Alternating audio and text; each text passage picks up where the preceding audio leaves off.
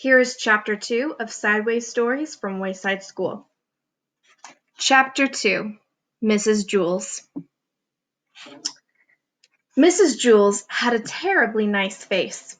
She stood at the bottom of Wayside School and looked up. She was supposed to teach the class on the 30th story. The children on the 30th story were scared. They had never told anybody what had happened to Mrs. Dorf. They hadn't had a teacher for 3 days. They were afraid of what their new teacher would be like. They had heard she'd be a terribly nice teacher. They had never had a nice teacher. They were terribly afraid of nice teachers. Mrs. Jules walked up the winding, creaking staircase to the 30th story. She was also afraid. She was afraid of the children. She had heard that they would be horribly cute children. She had never taught cute children. She was horribly afraid of cute children. She opened the door to the classroom. She was terribly nice. The children could tell just by looking at her. Mrs. Jules looked at the children. They were horribly cute.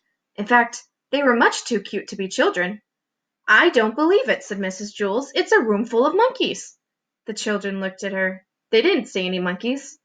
"This is ridiculous," said Mrs. Jules. "Just ridiculous. I walked all the way up 30 flights of stairs for nothing but a class of monkeys. Who do they think I am? I'm a teacher, not a zookeeper." The children looked at her. They didn't know what to say. Todd scratched his head. "Oh, I'm sorry," said Mrs. Jules. "Please don't get me wrong. I have nothing against monkeys. It's just that I was expecting children. I like monkeys, I really do. Why, I'm sure I could play all kinds of monkey games." "What are you talking about?" asked Todd. Mrs. Jules nearly fell off her chair. "Well, what do you know? A talking monkey. Tomorrow I'll bring you a banana." "My name is Todd," said Todd.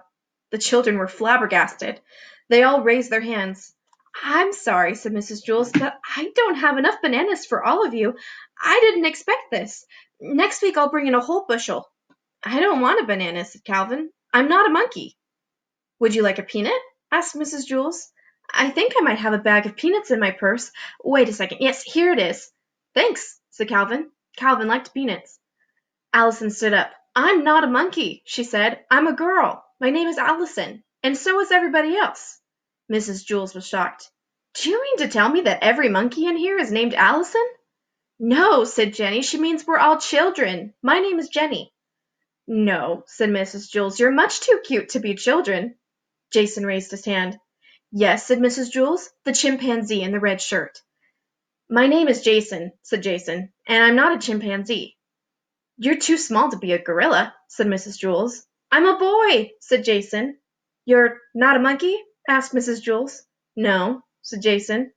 "And the rest of the class, you're not monkeys either?" asked Mrs. Jules. "No," said Allison. "That's what we've been trying to tell you." "Are you sure?" asked Mrs. Jules. "We'd know if we were monkeys, wouldn't we?" asked Calvin. "I don't know," said Mrs. Jules. "Do monkeys know that they are monkeys?" "I don't know," said Allison. "I'm not a monkey." "No, I suppose you're not," said Mrs. Jules. "Okay, in that case, we have a lot of work to do. Reading, writing, subtraction, addition, spelling. Everybody take out a piece of paper. We will have a test now." Jason tapped Todd on the shoulder. He said, "Do you want to know something? I liked it better when she thought we were monkeys." "I know," said Todd. "I guess now it means she won't bring me a banana."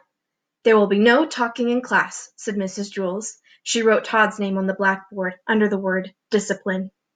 And that's the end of Chapter 2.